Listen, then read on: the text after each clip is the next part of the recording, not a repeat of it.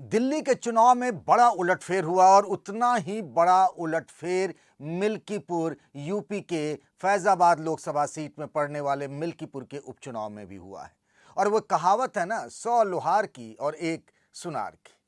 तो Samajwadi party camp जीत के जश्न में डूबी थी। लोकसभा चुनाव के बाद 37 सीटें पार्टी को मिली थी और ऐसा लग रहा था कि पार्टी बम बम है। और पार्टी के नेता और कार्यकर्ता सड़क पर घूम घूम कर कह रहे थे कि यूपी में तो बस अखिलेश भैया की सरकार आने वाली है। लेकिन मिल्कीपुर के चुनाव ने सारा गुणा गणित गड़बड़ कर दिया है। नमस्कार, मैं हूं पंकज झा। आप मेरे साथ देख रहे हैं पार्टी पॉलिटिक्स। जैसा मैंने कहा, कहावत कि 100 लोहार की और एक सुनार की। आप पूछेंगे ऐसा क्यों कह रहा हूं? भाई 37 सीटें समाजवादी पार्टी ने जीत ली थी, रिकॉर्ड तोड़ सफलता। लेकिन और उसमें भी सबसे बड़ी बात थी फैजाबाद लोकसभा चुनाव के नतीजे, जहां अयोध्या का राम मंदिर भी है और जहां मंदिर का भव्य उद्घाटन हुआ था और उस हिंदुत्व की रथ पर सवार होकर बीजेपी को लगा था लोकसभा में 400 पार भी हो सकता है। लेकिन सारा मामला फेल हो गया और फैजाबाद की सीट तक बीजेपी हार गई थी। वो हार बहुत बड़ी हार थी, बीजेपी के लिए शर्मनाक हार थी। लेकिन सारा हिसाब बीजेपी ने बराबर कर लिया है। इसीलिए तो कह रहा हूं, 100 लोहार की और एक सुनार की। मिल्कीपुर जीतकर बीजेपी ने यही सबसे बड़ा संदेश दिया है। आप सबने एक नज्म सुना होगा, अलग अलग लोगों ने गाया है, बात निकलेगी तो फिर दूर तलक जाएगी। बात निकली है मिल्कीपुर से, 2 साल बाद चुनाव है, लेकिन ये बात गांव गांव तक जा रही। जीत मिल्कीपुर में हुई है, लेकिन जीत का जश्न बीजेपी के कार्यकर्ता, मैं जहां तक अभी तक जानकारी मिल रही है, कभी कानपुर से आ रहा कि वहां लोग ढोल नगाड़े लेकर एक तरीके से होली मना रहे हैं। अभी तो होली में समय है।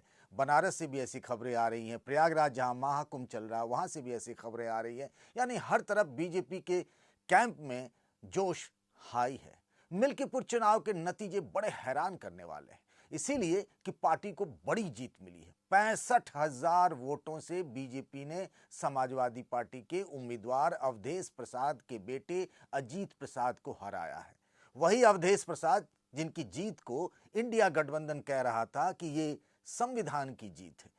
फैजाबाद जो जनरल सीट है, वहां एक दलित पासी नेता को अखिलेश यादव ने टिकट दिया, वो चुनाव जीत गए और उनको अपने साथ लेकर संसद से लेकर सड़क तक घूम रहे थे। अखिलेश यादव ब्रांड एम्बेसडर बन गए थे सामाजिक न्याय की। कहा जाने लगा था कि दलित अब समाजवादी पार्टी के साथ हो गए हैं। लेकिन जब मिल्कीपुर चुनाव के नतीजे आए, जहां से अवधेश प्रसाद खुद ही विधायक रहे, 9 बार के विधायक हैं, उनके बेटे चुनाव लड़ रहे थे, मतलब कहा तो ये जा रहा था कि एक तरीके से अवधेश प्रसाद ही चुनाव लड़ रहे हैं। अखिलेश यादव ने वहां रैली की, उनकी सांसद पत्नी डिंपल यादव ने लंबा चौड़ा रोड शो किया, लेकिन नतीजा टाई टाई फिस हो गया है।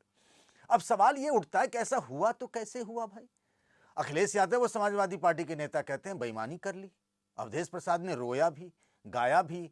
एक दलित लड़की की हत्या हो गई तो कहा गया कि भाई यहां तो हे भगवान, हे राम बचाओ मुझे, हे सीता जी क्या हो रहा है आपके अंधेर नगरी। कानून व्यवस्था पर सवाल उठाए गए। योगी आदित्यनाथ पर महाकुंभ में हुई भगदड़ के बहाने उन्हें सनातन विरोधी बताया गया। हर दांव चले गए, हर तर्कस से हर तीर समाजवादी पार्टी ने निकाले, लेकिन साइकिल की न घंटी बजी न साइकिल का पैडल चला, साइकिल वहीं का वहीं रह गया।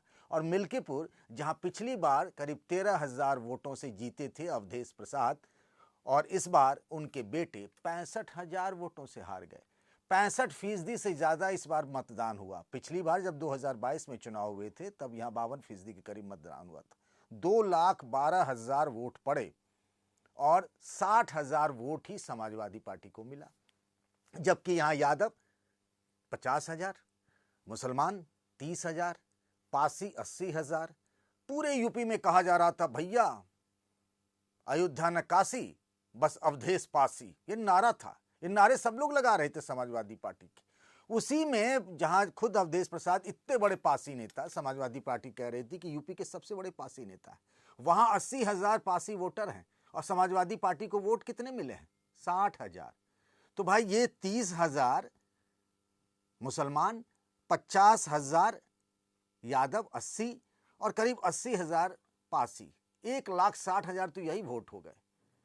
और उसका आधा कर दें तो 80,000 होता है। अगर 65% वोटिंग हुई है तो उस हिसाब से तो इतने वोट इसमें से भी मिलना चाहिए था उनको तो 60,000 ही वोट मिला, 80,000 भी वोट नहीं मिला। मतलब यह है कि पासी वोटों में भी बंटवारा हो गया। अब उसके पीछे की वजह, कहा जा रहा था कि अवधेश प्रसाद से बड़ा कोई पासी नेता नहीं है, लेकिन बीजेपी के उम्मीदवार चंद्रभान पासवान को भी पासी वोटरों का वोट मिला और खतरे की घंटी अखिलेश यादव के लिए बज रही है। आप चुनाव आयोग के बारे में कहा जा रहा है। अखिलेश यादव ने कहा चुनाव आयोग मर गया है। उनके सांसदों ने, उनकी पार्टी के नेताओं ने, कार्यकर्ताओं ने चुनाव आयोग को कफन भेंट की। सारी बात एक जगह, पर नतीजे नतीजे होते हैं और नतीजा ये कह रहा है कि खतरे की घंटी बज रही है। खतरे की घंटी क्यों बज रही है? अखिलेश यादव ने एक सोशल इंजीनियरिंग बनाया, पीडीए। उस पीडीए के दम पर उन्होंने लोकसभा चुनाव में झंडे गाड़ दिए। अब तो स्थिति ये है कि उनका जो अपना बेस वोट है, MY, Muslim Yadav vote bank, वही नहीं सहेज कर रख पा रही है समाजवादी पार्टी। इस चुनाव में, मिल्कीपुर के चुनाव में यादव वोटों में भी बंटवारा हो गया। जो 50,000 यादव हैं, जो जानकारी मिल रही है बूथों के हिसाब से, जिन इलाकों में, जिन बूथों पर यादव वोटर अच्छी खासी संख्या में हैं, वहां भी बीजेपी को वोट मिले हैं। अब अगर ऐसा हुआ है तो कैसे हुआ है? साफ है कि यादव बिरादरी के लोग इस बार अच्छी खासी संख्या में बीजेपी के साथ जुड़े हैं। इसकी वजह कई हो सकती है। आप कह सकते हैं, समाजवादी पार्टी कह सकती है सरकार का चुनाव है, डंडा मार के, और उन्होंने यादवों में से कुछ को वोट करा दिया। एक बात यह भी है कि उस इलाके में रुदौली के जो विधायक है रामचंद्र यादव, उनका यादव समाज में अच्छा खासा प्रभाव है, प्रभावशाली नेता है, 3-3 बार के विधायक है। उनका असर भी रहा, यादव बिरादरी के लोगों ने वोट किया। दूसरी बात यह है कि इस चुनाव के नतीजे से क्या फर्क पड़ता है जी? ना तो योगी जी की सरकार गिर रही है, ना अखिलेश जी की सरकार बन रही है। तो 2 साल तक सरकार है, लोगों ने सोचा, यादवों ने, कि चलो दे ही लेते हैं, वोट दे लेते हैं। एक हिंदुत्व का असर भी होता है।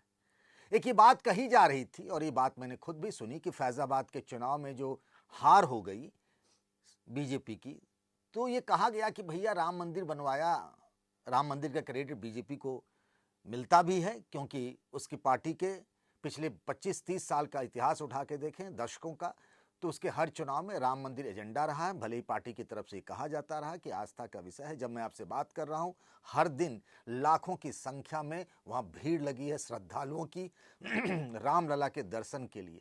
जो अयोध्या शहर पहले एक सन्नाटा रहता था, वहाँ वीरानगी छाई रहती थी, आजकल वहाँ तिल रखने भर की जगह नहीं। ये बात अलग है, उस बात पर बाद में कभी बात करेंगे। लेकिन अभी बात की अखिलेश यादव के लिए खतरे की घंटी ये है कि कुछ मुस्लिम वोटर घर बैठे रह गए, वो बाहर निकले ही नहीं, उन्होंने वोट ही नहीं दिया। अब इस पर कहा जा सकता है कि बेईमानी की गई, पुलिस ने डर दिखाया, और समाजवादी पार्टी के जो वोटर हैं, मुस्लिम वोटर, वो घर से निकले नहीं। पर नतीजा ये है कि मुसलमानों का एक तबका इस बार समाजवादी पार्टी के लिए वोट नहीं किया। मुसलमानों के एक तबके ने, यादव वोट में बंटवारा हो गया। कोई पहली बार नहीं हुआ है। मैं दोनों के बारे में बात करूंगा। पहले बात कर लेते हैं यादव के लिए।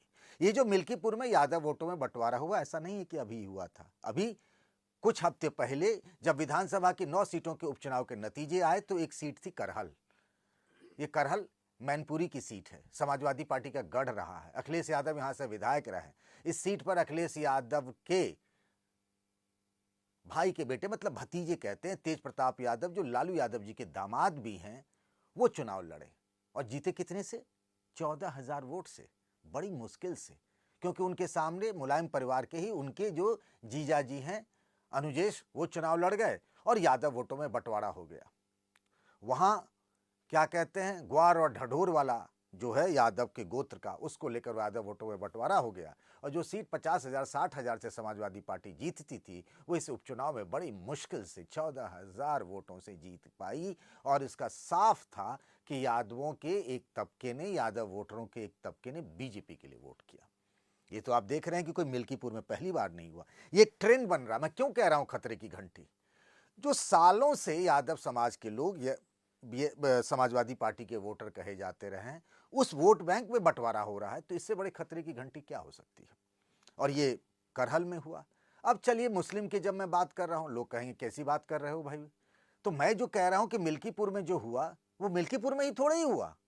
अरे भाई, संभल के कुंदरकी विधानसभा सीट पर भी हुआ। जिस विधानसभा सीट में 65% मुसलमान है, वहां कैसे जीत गया बीजेपी का उम्मीदवार रामवीर ठाकुर जो है? वहां 1,77,000 वोट मिले उनको। तो इतनी बड़ी जीत। वहां मुसलमानों के एक तबके ने बीजेपी के लिए वोट किया। जिसके बारे में कहा जाता था कि बीजेपी वहां जीतने के बारे में सोच भी नहीं सकती है, और इसे यूपी की राजनीति का चमत्कार ही कहिए। अब क्या हुआ कि आपका दलित वोट में बंटवारा हुआ, जो एक नैरेटिव बन रहा था समाजवादी पार्टी की तरफ से कि भाई संविधान बचाने के लिए, आरक्षण बचाने के लिए, कास्ट सेंसस कराने के लिए दलित जो हैं उनके साथ जुड़ रहे हैं। लोकसभा चुनाव में यही नैरेटिव बना। 37 सीट जीत ली समाजवादी पार्टी ने, लगे हाथ कांग्रेस ने भी 6 सीट जीत ली, मतलब 43 बहुत बड़ा फिगर होता है। यूपी में लोकसभा की 80 सीटें हैं, तो वहां से नैरेटिव बना। लेकिन मिल्कीपुर चुनाव के नतीजे आते आते ये नैरेटिव जो है अब खाली ढोल लग रहा है। अब यहां से क्या होगा? एक बड़ी बात ये कि वो जो नैरेटिव था वो अब आगे नहीं जा रहा। दूसरी बात, अखिलेश यादव समाजवादी पार्टी के बाकी नेता कह रहे हैं चुनाव आयोग ने गड़बड़ी की।